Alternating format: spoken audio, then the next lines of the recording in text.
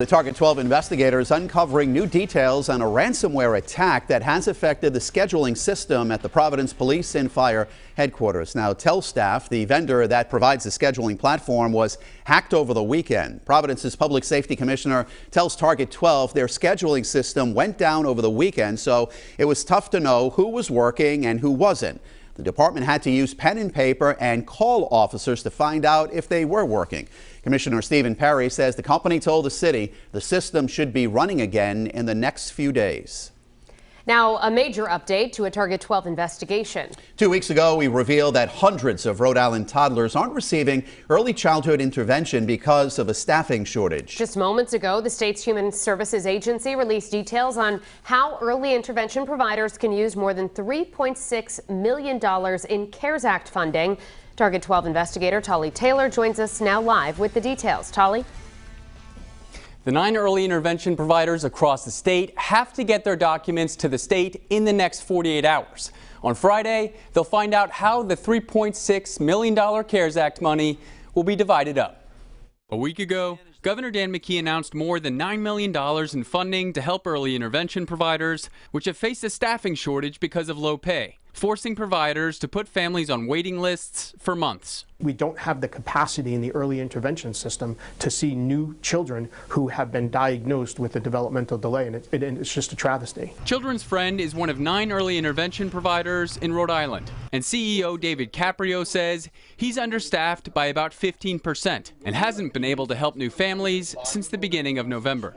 Caprio says the program is crucial for any child experiencing developmental delays. Young children, their brains are developing rapidly every single day. So every day of a delay, every week of a delay, every month of delay on getting services to kids has massive outcomes to those children. Caprio says he was happy to hear about the relief money announced last week, but without knowing the details for how it can be spent, Children's Friend has been unable to hire new staff or give current staff retention bonuses to keep them around. Dr. Pamela High, a developmental behavioral pediatrician at Hasbro Children's Hospital, says a federal law gives every child the right to early education services. High says early intervention services are critical as a child in need grows up.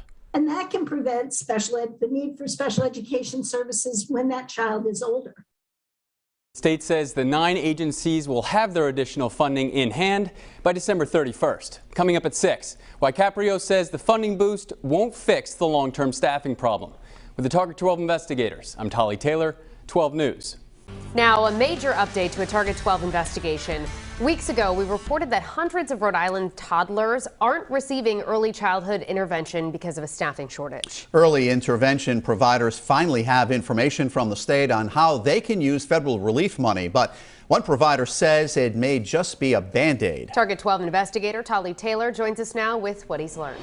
Tolly? Once they get their applications in, the 9 early intervention providers will find out how much they're getting on Friday. Last week, Governor Dan McKee announced millions of dollars in additional funding for Rhode Island's 9 early intervention providers. But until now, the state hadn't revealed details regarding how the providers could use the new funding, leaving providers stuck. We don't have the capacity in the early intervention system to see new children who have been diagnosed with a developmental delay, and it's just a travesty. Children's Friend is one of 9 early intervention providers in Rhode Island, and CEO David Caprio says he's understaffed by about 15%. And hasn't been able to help new families since the beginning of November. Caprio says the funding boost will help, but says for long-term sustainable change to occur, the General Assembly has to increase the reimbursement rate. Over the past 19 years, early intervention reimbursement has only been adjusted once, and it was adjusted down. Salaries are low. We're not able to have retention bonuses and keep some of the best staff. Though the new funding will help, Caprio says there's going to be a delay from the time they receive the additional dollars to the time when they're fully staffed again. McKee's announcement signaled $3.6 million in CARES Act dollars, as well as $5.5 million coming from the American Rescue Plan Act. We really see, the CARES Act money getting us through the end of December, the opera money coming out in January, and then really looking for rate reform for July 1st. It just can't happen fast enough.